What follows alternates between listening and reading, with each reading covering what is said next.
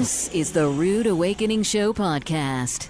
Coming up in this hour, we do have Sunny Dawn Johnson, psychic medium. We also have Aaron James, author of A-Holes. And love that book. Yes. And right now joining us, author and host of Dollars and Cents, we have Marc Freedman. Good morning, Marc.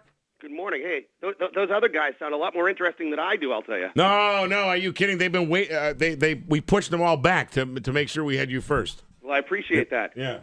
They were begging. Thanks for having me. Thank you for joining us. And I love this subject. We're talking retirement, all right? Right. Retirement. Never too young to retire? You can retire anytime you want. Well, hopefully you can retire anytime you want if you do it right. But this book that we've put out, you've seen the Idiot's books, you've seen the Dummies books. Right. Everybody's seen those. But if you're walking down the aisle of a plane, and you're holding up a book that says Retiring for the Dummy or Retiring for the Genius, which would you feel more comfortable holding? I'm going right for the genius. Exactly. And sure. I mean, you don't have to be a genius to read this. There's a genius in all of us. And so there's a whole series of books that are coming out with that subtitle of For the Genius. Retiring for the Genius is really the flagship brand book right now that's coming out. And delighted to share it with your audience. Hey, Marc, I'm just curious. When we talk about retiring, it was always one of those things, I don't know, people, what was it, 65 people retired? Was that retirement age? Yep. And has this changed? Like, it seems to me like people just want to keep working. Absolutely. I mean, retiring isn't what it used to be, where it was, well, you started, you got married, you got a job, you had kids. The kids went off to college. Then when it was time to retire, they threw this retirement party for you. You got the gold watch. Right. You hopped on the Love Boat. They threw the confetti. You went back home, drank some lemonade, and died on the porch. Exactly. That's essentially what happened. That doesn't happen anymore. Yeah. 65 is like the new 45. It's like 45. Okay. I mean, you can retire at 65 if you like, but when I ask people what does it mean to retire, right, it just means they're going to change their job. They're going to do something a little bit different. So yeah, I mean, what I find, and I don't know if there's any correlation to it, but when people seem to retire, that's when all the sicknesses turn in. They have no reason to get up in the morning, and they lay around, and it's like you have no reason to know what's going on in the news, and it just kind of brain turns to mush. Well, in fact, that's a great point, because that is just what this book is about, is trying to encourage people and enlighten them that a successful retirement isn't about just taking your 401k and buying an investment and saying, okay, you're going to be all right. Good. You got to be mentally aware. You have to be prepared. You have to recognize that, every day now you're going to wake up with your husband or your wife, and you're going to have to say, all right, what are we going to do today? Yeah. I mean, every other day you were going off to work. Maybe you had people reporting to you. Yep. Now the two of you, it's like courting again before you got married. So what is the genius blueprint for planning a comfortable retirement? What is involved in this plan? Well, the genius plan says before we ever make a single investment, we stop for a second and we say, wait a second, is our financial house in order?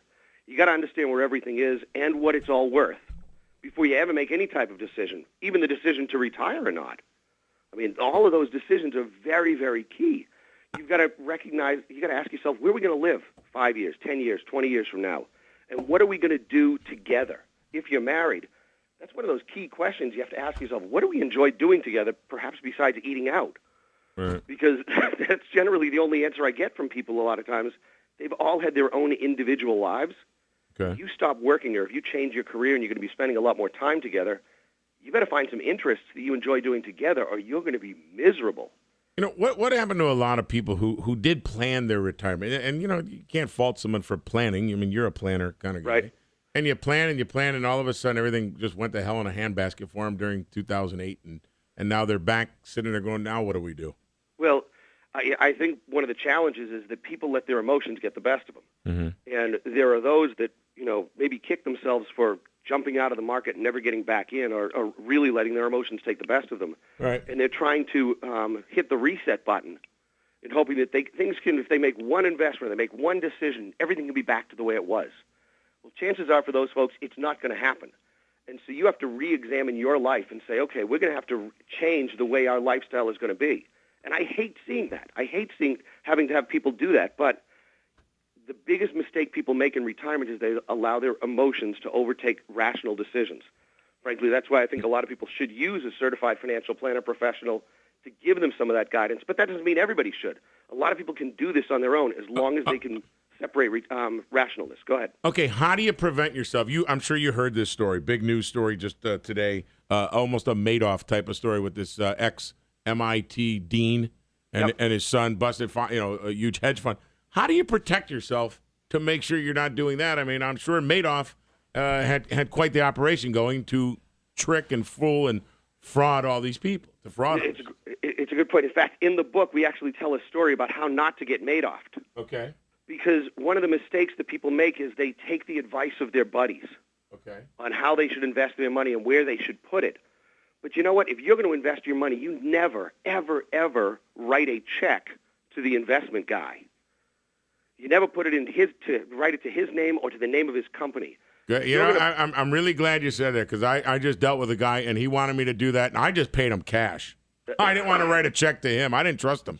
Well, so I'm glad you told me that, Mark. Yeah. If the guy accepted your cash, that's another problem. Actually encouraged it, and he told me he's also very much into the environment. No paperwork. Yeah. He doesn't want to do any paperwork. Well, green. Yeah, you know the results of those types of investments. So yeah, good luck. Yeah, thanks. Appreciate it. Yeah, you could find him somewhere out in Saudi Arabia or something with your money. Apparently, I made 75% return. Is that pretty good? That's what he told me. Every year. Yeah, every year. Good. Yeah, year over year over year. Okay. So how do you go about finding a good person? How do you go about letting someone plan for your future? Well, if you want to have someone help you. Yes. If you want to go about having someone help you, I believe the best way to do that is to work with someone that at least maintains a certified financial planner designation. You can go to the website letsmakeaplan.org. Okay. It's a great way to find a planner. That's because those planners have to have minimum criteria. They have to take tests called examinations. They have to have education. They have 3 years of education plus continuing education. They have to have experience in the business, and they have to abide by a code of ethics. And it's monitored, it's regulated, it's watched. You're going to feel a lot better. Yeah, there's still rogue CFPs. I'm sure there are. But there's a lot more comfort in knowing that there's somebody watching out for your interest. All right. With your book, with the Genius, your blueprint for planning a comfortable retirement, again, it's retiring for the genius. What age are we supposed to start thinking about this? Well, you can start thinking about retiring, from the minute you get your first job, though most people won't. Okay. But in reality, this job, retiring for the genius, is written for a particular segment of the marketplace, a segment that I say are oversold and underserved, people that are approaching retirement, so 50 plus, age 50 plus, and people that plan to spend between $4,000 and $10,000 a month in retirement. Now, oftentimes people don't think about how much do I spend in retirement or spend even during my life. There is 22.5 million people in America that will spend between $4,000 and $10,000 a month. So lots of folks, whether they're in Maryland, whether they're in Des Moines, whether they're in Sacramento, and have a total net worth that's adding up everything you own, taking out everything you owe, of between $500,000 and $2 million. So including your house in there, there's lots of people over the age of 50 who fall into that category. Okay, and if you're in that category, you could look to retire comfortably. Well, with spending $4,000 to $10,000 a month, let's say that's realistic. I don't know. Sure. I mean, everyone. The big question that everybody asks when they walk in the doors, they say, how am I doing compared to everybody else? I don't care about everybody else. Yeah, well, I don't either. But we have to take care of the person's situation. Some people are very happy living off of $2,000 a month, and some won't live on less than $25,000. Okay. So what you got to do is I focus primarily on those that spend between $4,000 and $10,000, and have a net worth between $500,000 and $2 million. Right. And this book is chock full of advice on how you can do it on your own, or if you feel so inclined to hire someone to help you do it, it's full of information on how you go about finding the right person that fits your needs. That's what's in Retiring for the Genius. All right. Also wanted to mention, if for our listeners up north in the New England, the Boston area, Marc has a radio show Sunday mornings on, 104.9? 104.9. They call it the oldies station. The oldies? Music of the 60s, 70s, and 80s. Oh, God. The 80s? Oh, no. It's my favorite radio station.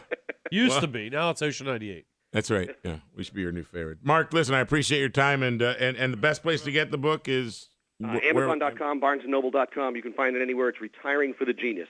All right. Thanks, Marc. Take care, man. Thank you so much. Right. Okay. Bye-bye. Bye-bye.